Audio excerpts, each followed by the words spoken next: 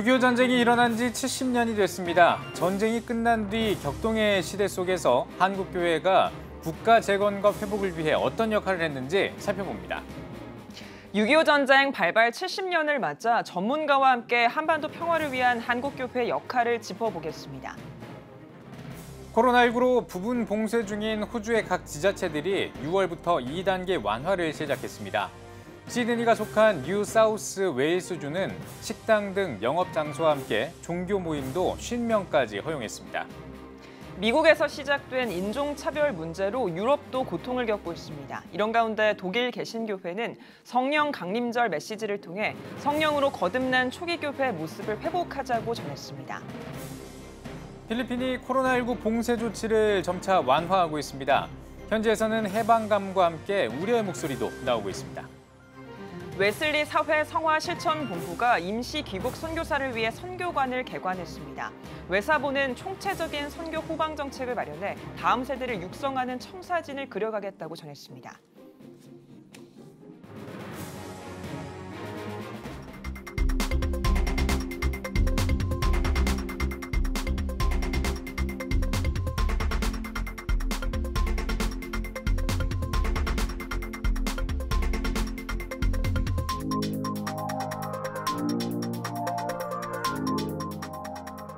네, 여러분 안녕하십니까? 6월 5일 CTS 뉴스입니다. 6월은 호국 보훈의 달입니다. 호국 보훈의 달을 맞아 CTS 뉴스는 서울 용산의 전쟁기념관에서 여러분들과 함께합니다. 첫 번째 소식입니다. 올해는 6.25 전쟁 발발 70년이 되는 해입니다. 전쟁은 많은 아픔을 남겼지만 한편으로 하나님께서 얼마나 대한민국을 사랑하시는지 알 수 있는 계기가 됐습니다. 지금은 놀라운 발전으로 전 세계의 주목을 받는 대한민국이지만 불과 70년 전만 해도 지금의 대한민국의 모습을 생각했던 사람은 아무도 없었을 겁니다. 참담한 전쟁의 아픔부터 오늘날의 대한민국이 있기까지 한국교회가 참 많은 역할을 감당했는데요. 김인혜 기자가 전해드립니다. 우리 민족 최대 비극이었던 6.25 전쟁. 반만년 이어져 온 끈질긴 생명력은 민중들에게 다시 삶에 대한 희망의 불을 지피게 했습니다. 그곳에 한국교회가 있었습니다. 한국교회는 세계교회의 구호물자를 요청하는 창구였습니다. 이 기간에 국제기독교 구호단체들이 설립돼 전쟁 고아들을 돌봤습니다. 한국교회는 이들과 협력해 체계적인 국가재건 프로그램을 실시했습니다.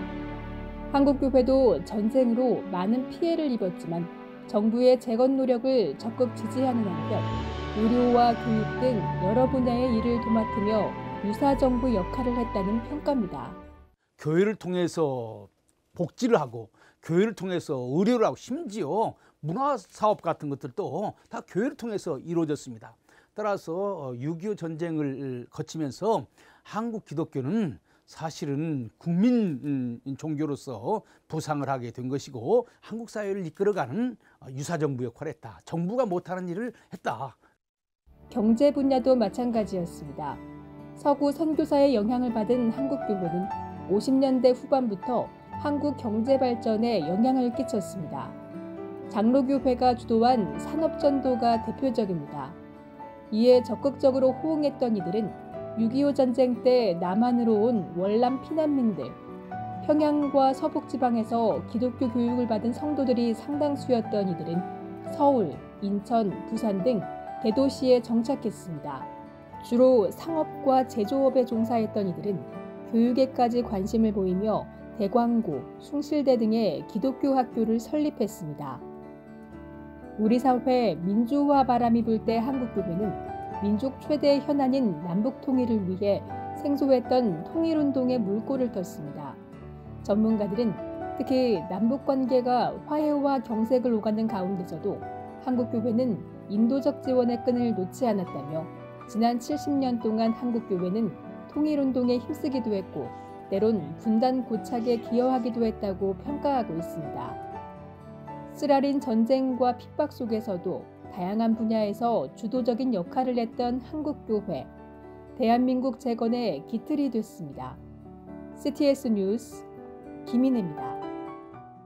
네, 6.25 전쟁 발발 70년, 그리고 호국 보훈의 달을 맞아 서울 용산에 위치한 전쟁기념관에서 CTS 뉴스 생방송으로 함께하고 계십니다. 제 옆에 초대 손님 모시고 한번 이야기 나눠보려고 하는데요. 숭실대학교 기독교 통일지도자학과 하충엽 교수님 모셨습니다. 교수님 안녕하십니까? 안녕하세요. 네, 앞서서도 저희가 얘기를 했지만 이제 한국교회가 6.25 전쟁 당시에 감당했던 역할이 많았던 것으로 알고 있습니다. 한국교회 당시의 역할 한번 짚어주시면 좋겠습니다. 네, 우리 한국전쟁 6.25 사변에 한국교회와 세계교회의 그리스도인들이 많은 헌신과 또 기도를 했습니다. 특별히 이 전쟁의 포화 중에서 또 피난민 중에서 복음을 증거하는 일을 쉬지 않으시는 하나님의 역사에 참여하신 분들이 많습니다. 또 그들 중에는 아직까지 많이 밝혀지지 않는 그러한 역할을 했던 크리스찬, 또 교회도 있습니다. 그 중에 특별히 6월에 이제 발간될 예정인, 그동안 자료가 없어서 발간되지 못했는데 우리 숭실대학교 백위 교수님이 옥호열 선교사님에 대해서 발간을 합니다. 유엔 채플린 군목으로 참여를 했다가 유엔에 포로 잡힌 북한 인민군 3만 명에게 복음을 전하셨고 그 중에는 수백만 명의 목사가 나왔습니다. 네, 그렇습니다. 1953년 휴전협정 이후에 그들이 북한으로 가지 않도록 잘 협상을 해서 자유대한민국에 살 수 있도록 하는 역할까지 됐습니다. 이러한 그리스도인들, 이러한 교회의 복음 증거의 수많은 역사들이 6.25 사변 속에 있었다는 것을 우리가 기억해야 될 것입니다. 네, 전쟁 당시에는 총칼로 전쟁을 했었다면 지금은 이제 코로나라는 보이지 않는 전염병과 세균 이런 것들과 전쟁을 계속 이어가고 있습니다. 결코 만만치 않은 현실인데요. 지금 한국교회가 처한 현실에 대해서는 어떻게 진단하고 계십니까? 네, 이 코로나19가 조속하게 종결되어지기를 기도하는데요. 이러한 코로나19 사태로 우리 한국교회에 특별히 지도자들께서 하나님의 말씀 또 예배의 회복, 본질로 돌아가는 그러한 기회가 되어야 되지 않겠는가. 사무엘하 24장에 보면 이 전염병이라는 데베르라는 용어가 하나님이 말씀하시다의 다베르와 같은 어원입니다.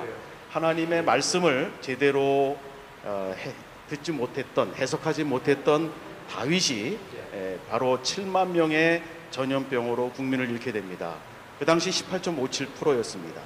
그래서 우리 이 사건 이후 아리오나 타작마당에 솔로몬의 성전 건축의 대지가 드러나듯이 이번 우리 코로나19의 이 희생을 통해서, 이 어려움을 통해서 우리 한국교회 지도자들이 하나님의 음성을 바르게 해석하고 교회가 분열하지 않고 이념으로 갈등해서 동서남북 따로 서 있지 않고 한 하나님의 음성을 듣고 반응할 수 있는 본질로 돌아가는 그러한 역사가 우리 한국교회에 필요하다고 봅니다. 네, 6.25 전쟁이 발발한 지 올해로 70년이 됐습니다. 결코 적지 않은 시간입니다. 이 70년이라는 시간이 흐른 지금 시점에서 우리가 당시를 생각하면서 결코 잊지 말아야 할 것들은 어떤 부분들이 있나요? 우리나라를 지키기 위해서 장렬하게 순직한 많은 이 나라를 지킨 참여자들이 있고 또 용사들이 있고 또 그 전쟁으로 이산 가족의 고통을 겪고 있는 지금 우리 국민들도 있습니다. 또 한인들도 있습니다. 그러나 우리가 또 한 가지 기억해야 될 것은 70년이라는 세월이 흘렀다는 것입니다. 우리 기독교인들은 잘 아시다시피 우리 이스라엘이 70년 만에 회복이 되어진 것을 잘 기억하실 것입니다. 우리 성경에 이 바벨론의 느부갓네살 원년에 갈그마스 이집트 전쟁 이후 유대인들이 포로로 잡혀갔고 70년 후에 다시 회복이 되었습니다. 이제 우리 6.25 전쟁 발발 70년이 지난 2020년입니다.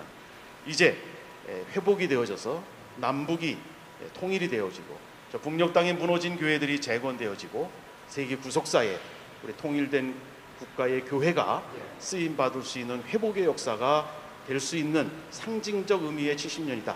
이러한 것을 우리가 기억해야 되지 않겠나 이렇게 생각합니다. 네, 전쟁 이후에 남과 북이 분단된 이후에 아직까지 하나 되지 못하고 분단된 그대로 지금도 현실이 이어지고 있습니다. 이런 상황 가운데 한반도의 현실에 대해서는 어떻게 진단하고 계신지 궁금합니다. 어려운 상황입니다. 북한은 핵을 포기하지 않고 북미 간의 하노이 협상 결렬 이후 어떠한 진보가 나타나지 않고 있습니다. 어제 북한의 제2 지도자가 우리 남한에서 살포한 내용을 가지고 군사 합의 파기까지 주장할 만큼 남북 관계도 좋지가 않습니다. 또 한반도 주변에 미국과 중국의 무역 전쟁이 거칠어지고 또 확전되는 양상을 띠고 있습니다. 이처럼 남북 관계, 북미 관계, 한반도 주변의 대국의 그 관계가 굉장히 거칠고 어려워져 가고 있습니다. 이러할 때 우리 한국 기독교가 그리스도인들이 깨어서 다시 일어나서 기도해야 될 그런 엄중한 시기라고 봅니다. 네, 이제 6.25 전쟁 발발 70년을 맞아서 우리가 한반도의 평화 통일을 위해서 다시 한번 고민해야 하는 시점이 된 것 같은데요. 한반도 평화 통일을 위해서 한국교회가 어떤 역할을 감당할 수 있는지 마지막으로 한 말씀 부탁드리겠습니다.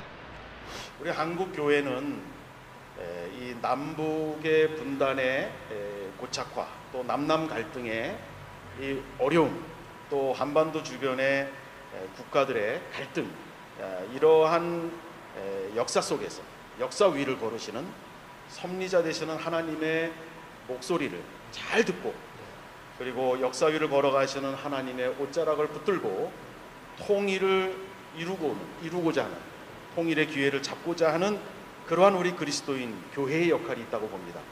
그래서 그때를 준비하는 마음으로 우리 한국교회가 통일시대의 정신과 정책을 함께 공유하고, 또 통일시대의 사람을 지혜롭게 준비해서 성경에 나오는 지혜로운 다섯 처녀처럼 통일을 맞이하고 하나님 앞에 쓰임받는 우리 한국교회가 되어야 할 때라고 생각합니다. 네, 교수님 오늘 말씀 감사드립니다. 감사합니다. 네. 네, 숭실대 기독교 통일지도자학과 하충엽 교수 만나봤습니다. 6.25 전쟁 발발 70년 그리고 호국부 훈의 달을 맞아 서울 용산 전쟁기념관에서 CTS 뉴스 보내드렸고요. 이후의 시간은 스튜디오에서 계속 이어가도록 하겠습니다. 스튜디오 나와주세요. 네, 박세영 기자 수고 많으셨습니다. 다음 소식입니다. 세계 각지 코로나19 관련 소식부터 전해드리겠습니다. 먼저 호주 소식입니다. 지난달에 코로나19 부분 봉쇄 3단계 완화 계획을 발표한 호주의 각 지자체들이 6월부터 2단계 완화를 시작했습니다. 시드니가 속한 뉴사우스 웨일스주는 종교 모임을 기존 10명에서 50명까지 허용했습니다. 자세한 소식은 황세준 통신원이 전해드립니다. 지난 6월 1일부터 호주 연방정부가 제시한 3단계 봉쇄 조치 완화에 2단계가 적용되기 시작했습니다. 시드니가 속한 NSW주가 봉쇄 조치를 상당 부분 완화한 반면 이외 지자체주들은 실내의 모임을 여전히 20명으로 제한하는 등 매우 신중한 입장을 고수하고 있습니다. 호주 지자체 중 인구 밀도가 가장 높은 NSW주는 코로나19 여파로 20만 명 이상의 실업자가 발생했습니다. NSW 주정부는 코로나 여파로 침체된 경제 회복을 위해 레스토랑, 카페, 술집의 실내 손님 제한을 50명까지 허용했습니다. 엄격한 사회적 거리 유지는 계속 적용돼 테이블 간 거리를 유지해야 하며 10명 이상 단체 예약을 받는 것은 금지됩니다. 대중교통도 버스는 12명까지, 기차 한 칸에는 32명으로 탑승 인원이 제한됩니다. 당초 NSW 주정부는 1단계와 동일하게 종교 모임을 10명으로 제한할 방침이었지만 교회단체들과 야당의 강력한 요구로 종교 모임도 50명까지 허용했습니다. 하지만 이번 종교 모임 완화 조치에는 여러 제약 조건들이 있습니다. 성가대의 합창이 금지되며 찬양 인도자 혼자서만 마이크를 사용해야 합니다. 또한 찬양자와 참석자들 사이의 거리를 3m 이상 유지해야 하며 찬송가와 헌금 바구니 등을 공유하는 건 역시 금지됩니다. NSW주의 수석의료관 캐리 챈트 박사는 이번 완화 조치 속에서 종교기관들이 코로나19 감염 확산을 방지할 안전조치를 강구해야 한다고 당부했습니다. 이번 주일부터 NSW주 내 대다수 교회들이 오프라인 예배를 재개할 것으로 보이지만 여러 제약 조건에 따른 대안을 마련해야 할 것으로 보입니다. 호주 시드니에서 CTS 뉴스 황세준입니다.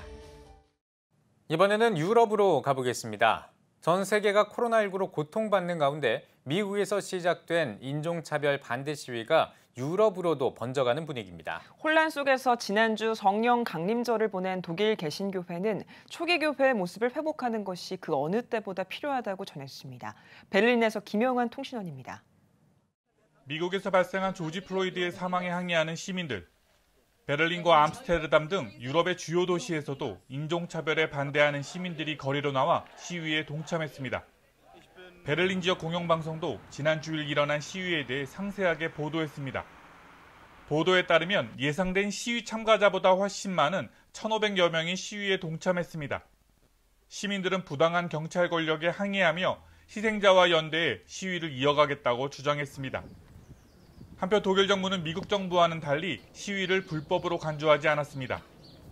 Für uns gilt insgesamt, unabhängig davon, wo Gewalt auf Straßen stattfindet, dass friedlicher Protest immer möglich sein muss. Dieser Protest ist verständlich und mehr als legitim. 시위가 열린 지난 주일은 성령 강림절이었습니다. 코로나19로 힘든 시간을 보내고 있는 가운데 인종차별 문제까지 불거진 상황 속에서 독일 개신교회 협의회는 시민들을 위로하고 격려하는 메시지를 전달했습니다. Wir wollten alle im Blick behalten in der Corona-Zäsur und konnten nicht aus dem Haus. Wir konnten uns nicht treffen mit ihnen. Und so gingen vielleicht manche uns verloren in Gedanken. Aber Pfingsten ist das Fest der Gemeinschaft und wir nehmen sie in unsere Herzen und wir haben sie im Blick. Dann wirkt der Geist Gottes.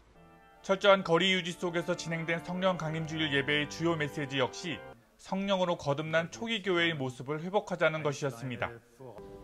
언어, 국가, 인종의 장애물을 뛰어넘어 서로를 이해하는 모습이 지금 우리에게 가장 중요하다고 전했습니다. 베를린에서 CTS 뉴스 김영환입니다.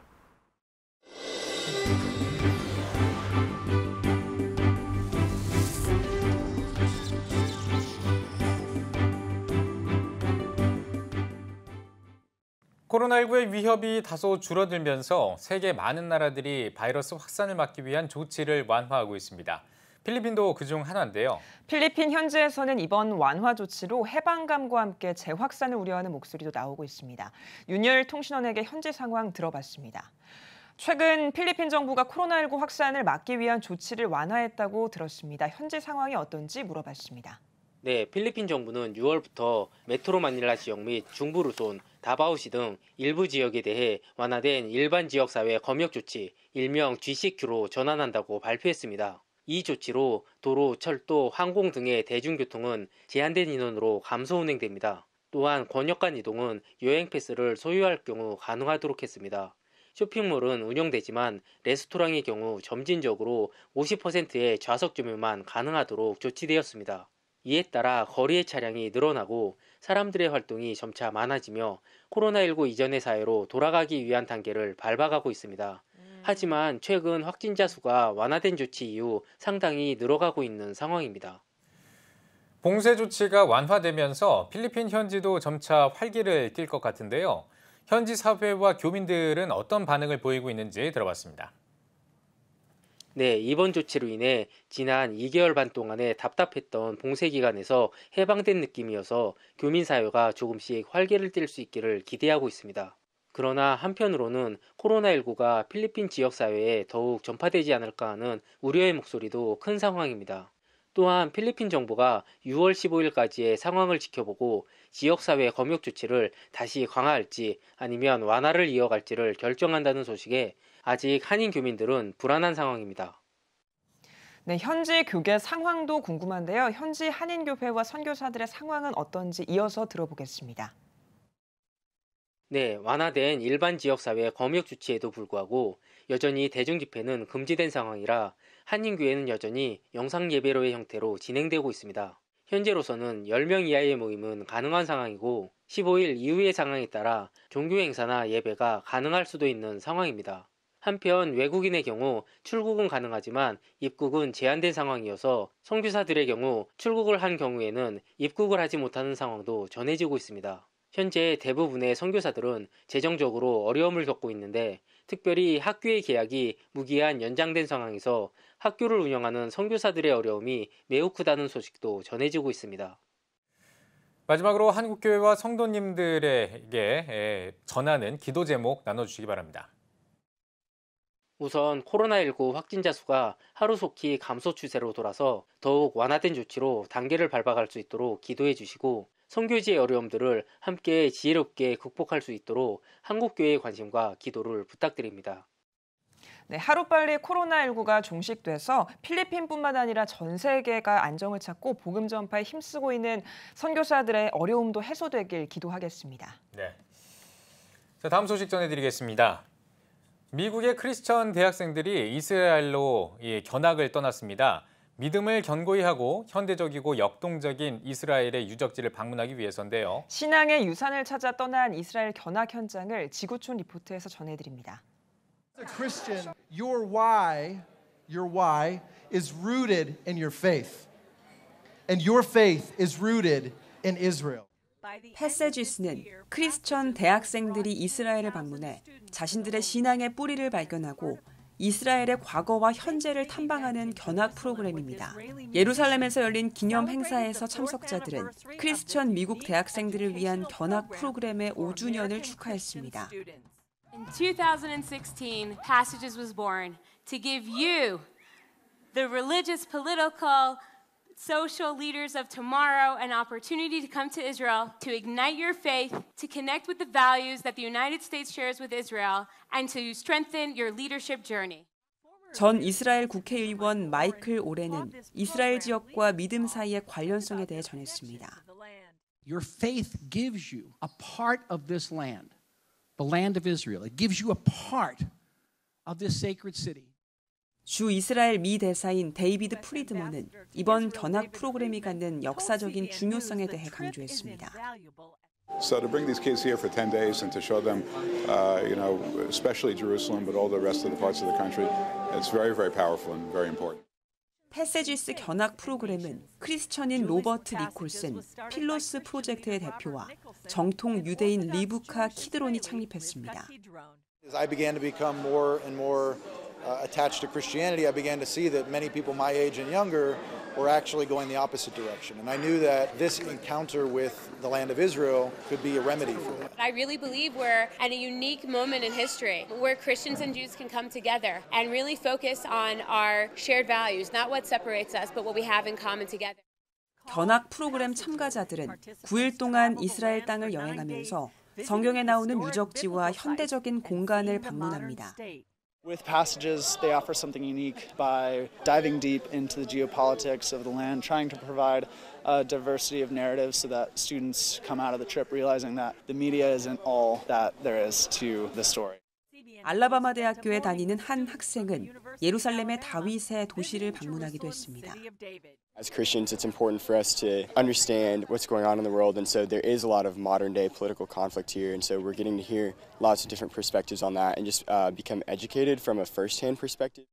견학 프로그램에 참여한 카터와 에밀리는 이번 견학이 갖는 의미를 이렇게 말했습니다. My first tour of Israel had a great impact on my life. It changed the way I read the Bible. It changed my prayer life. It changed the way I think about culture and Judaism and the Hebraic roots of my faith. Had an everlasting impact, I would say. 지구촌 리포트였습니다. 웨슬리 사회성화실천본부가 임시 귀국 선교사들을 위해 오병이어 기적의 선교관을 개관했습니다. 개관식에서 외사본 선교관 이상윤 관장은 코로나19 국면에 들어서면서 출입국이 자유롭지 못해 오갈 데 없는 선교사들을 교파를 구분하지 않고 도왔다며 거주 기간에 제한을 두지 않고 선교사 복지에 신경 써왔다고 전했습니다. 이어 앞으로 오병이어 기적의 선교관을 확대하고 복음의 다양성을 모색할 것이라면서 선교사 목회자 자녀와 은퇴 선교사의 정착촌 등 총체적인 선교 후방 정책을 마련해 다음 세대를 육성하는 청사진을 그려나가겠다고 덧붙였습니다. 한국교회 구국기도 대성회 섬김위원회가 6.25 전쟁 70주년 기념 한국교회 구국기도 대성회를 개최합니다. 제2의 6.25를 막아주시고 복음 통일을 주옵소서를 주제로 열리는 성회에서 온누리교회 이재훈, 예수비전교회 안희환 목사와 지구촌교회 이동원 원로 목사 등이 참여해 말씀을 전합니다. 또 흥남철수의 산 증인인 김수웅 목사와 본월드미션 최보기 이사장, 탈북민 작가 지연아 씨 등이 간증하며 우리들 교회 김양재 목사와 오륜교회 김은호 목사 등이 참여해 기도 메시지를 전할 예정입니다.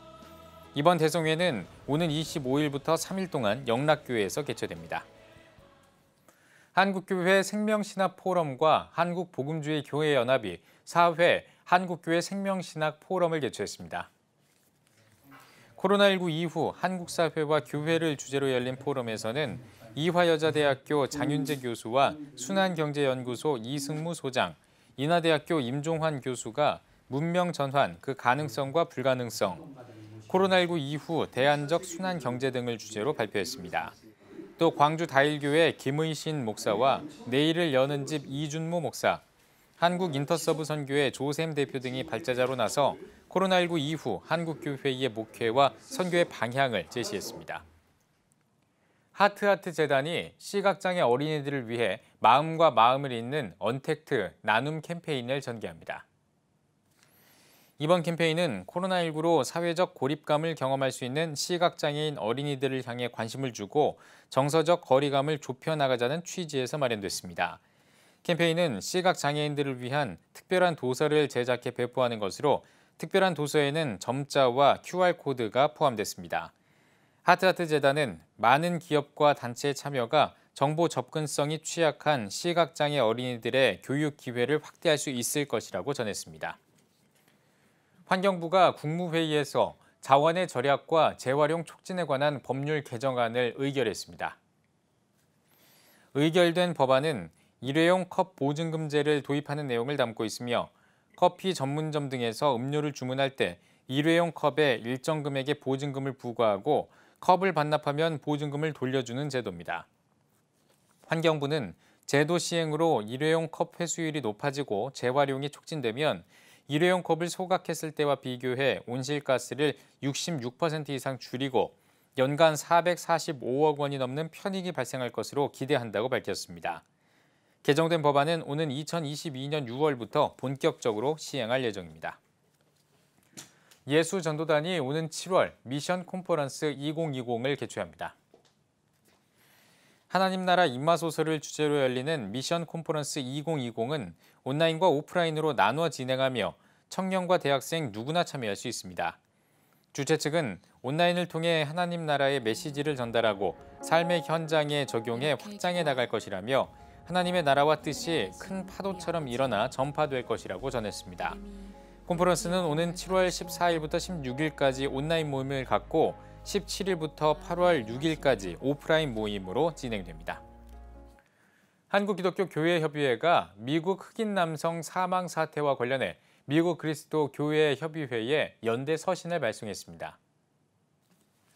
교회협은 서신에서 우리는 어떤 부류의 사람들을 불필요한 존재인 것처럼 대하는 국가나 사회 제도의 좌절과 분노를 느껴왔다며 인종차별과 편견이 경찰력과 결합하면 흑인들에게 치명적인 결과를 낳는다는 미국 교회의 경고에 공감하고 깊이 애도한다고 전했습니다. 또 미국 교회와 기도하면서 국가 권력과 제도가 모든 사람의 생명과 존엄을 소중하게 여기고 지킬 수 있도록 개혁하는 일에 함께 연대할 것이라면서 편견과 차별의 종식을 위해 끝까지 노력할 것이라고 강조했습니다. 이어 우리는 인종차별의 아픔이 치유되고 회복될 때까지 정의와 샬롬을 위해 계속 연대할 것이라고 덧붙였습니다.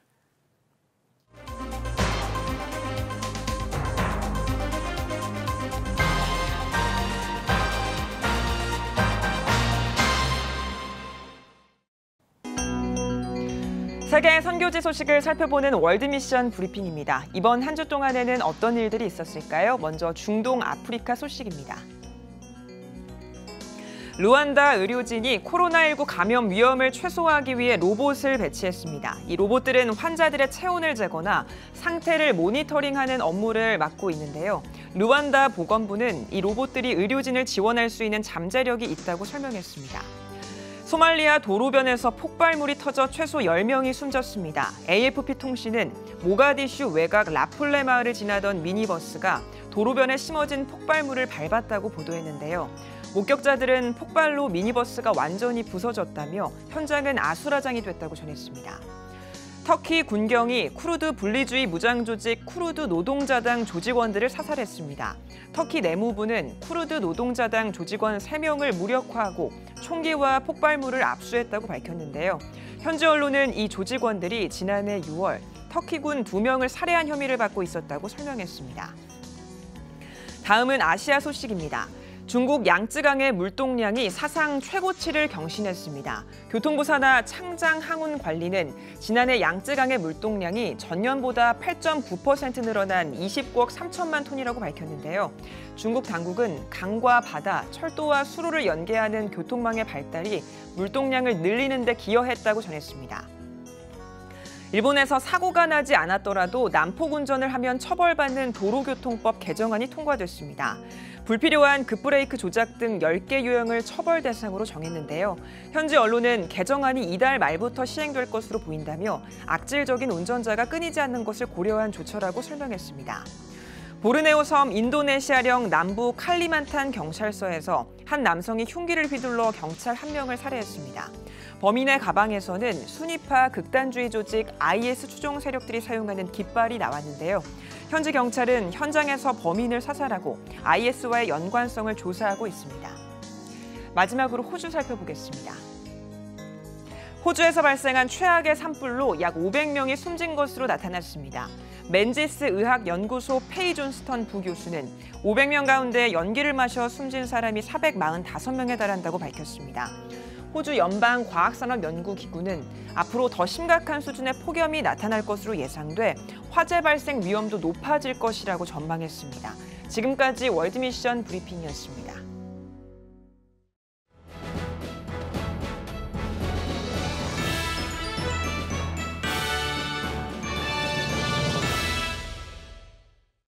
전국 각 지역별 네트워크 뉴스입니다. 코로나19를 극복하기 위한 한국교회 활동이 계속되고 있습니다. 지역교회와 이웃들에게 도움의 손길을 이어온 포항 지역의 한 교회가 훈훈한 나눔을 이어가고 있는데요. 김영준 기자가 전해드립니다. 창립 115주년 기념 항존직 임직 예식을 개최한 포항제일교회에서 특별한 섬김 소식이 전해졌습니다. 바로 포항제일교회 심아름, 심예솔자매가 어려서부터 모아오던 용돈 580여만 원을 코로나19 등으로 어려움을 겪고 있는 이웃을 돕기 위한 헌금으로 드린 것입니다. 이 결단에 감동한 심자매의 부모도 함께 섬김에 참여해 이 가정에서만 총 1,000만 원의 헌금이 드려졌습니다.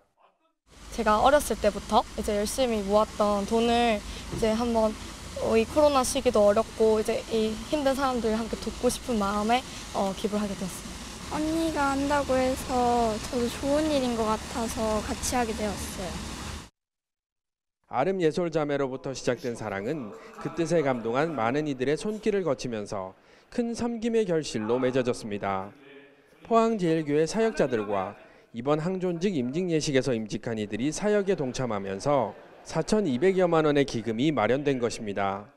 저희 임직자들도 코로나19로 온 세계가 어려움을 겪고 있는 이 시점에 임직하는 만큼 하나님의 뜻을 따라 우리도 올리브 헌금의 취지에 적극 부응하기로 뜻을 모았습니다.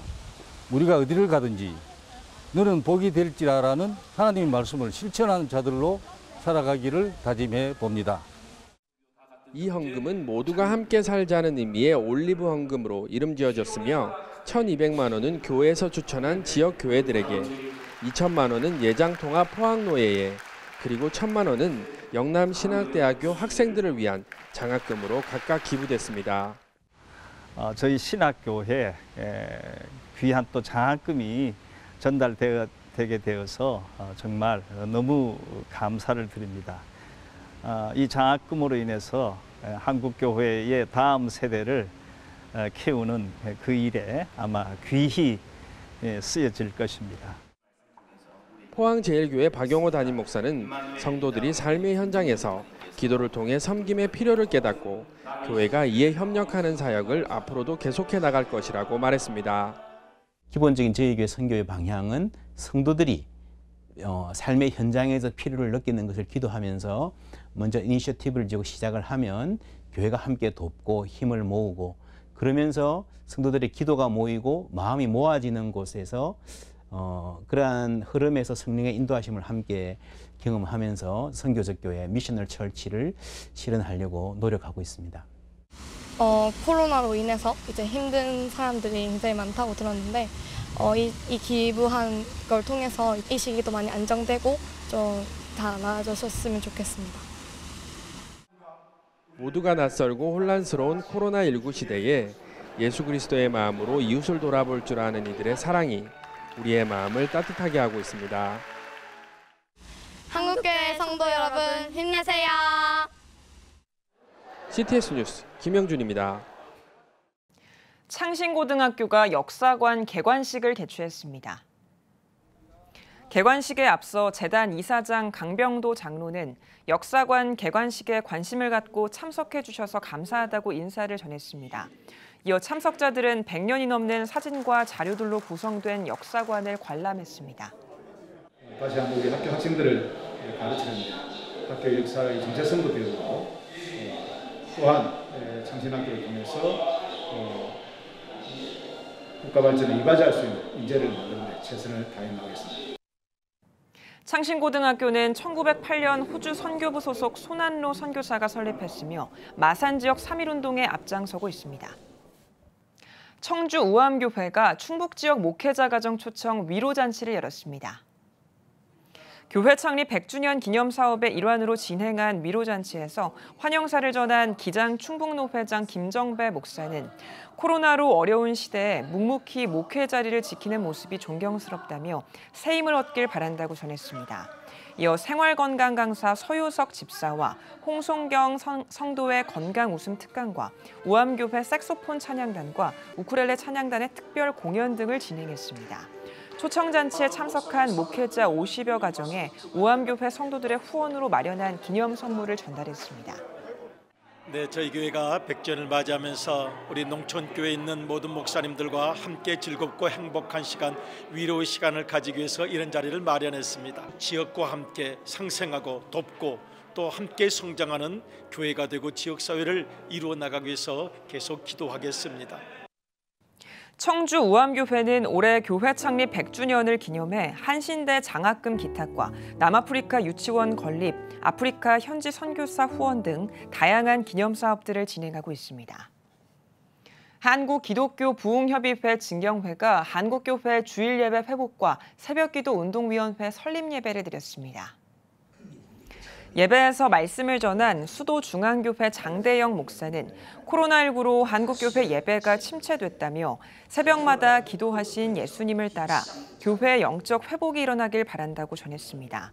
이어 보라성교회 송일현 목사는 작은 종소리가 큰 교회의 음성이 되어 한국교회 부흥의 원동력이 되길 바란다고 전했습니다. 예배 회복 운동과 새벽기도의 활성화를 통해서 한국 교회가 다시 거듭나야 된다. 10여 년 전에 실패했던 새벽기도 시계를 다시 만들라고 하셔서 이걸 가지고 새벽기도 운동과 예배 회복 운동을 하시란갑다고 이제 양심의 음성을 듣고 시작한 것이죠. 한국교회 주일예배 회복과 새벽기도 운동위원회는 새벽기도 운동 캠페인과 전국 세미나, 주일예배 회복 운동 등을 전개해 나갈 예정입니다.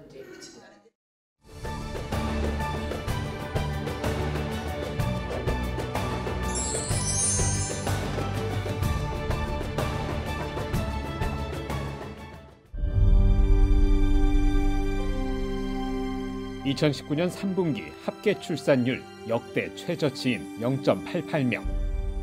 출생자보다 사망자가 많은 인구 자연 증가율 0%의 대한민국. 이제 한국교회가 나서야 합니다.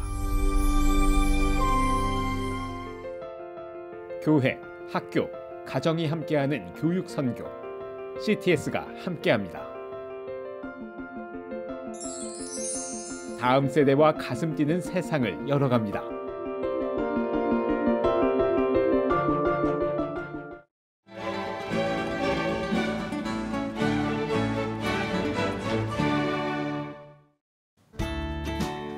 내일은 전국이 대체로 맑겠습니다.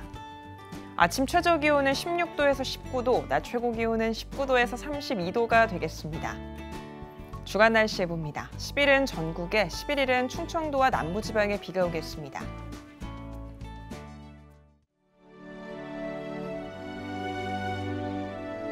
백만인 기도운동에 새롭게 참여하신 분들입니다.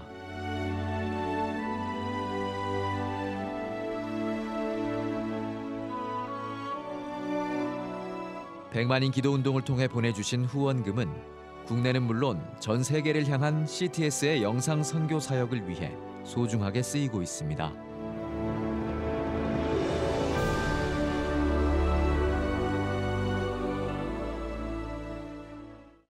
CTS 뉴스 오늘 순서 여기까지입니다. 시청해주신 여러분 고맙습니다.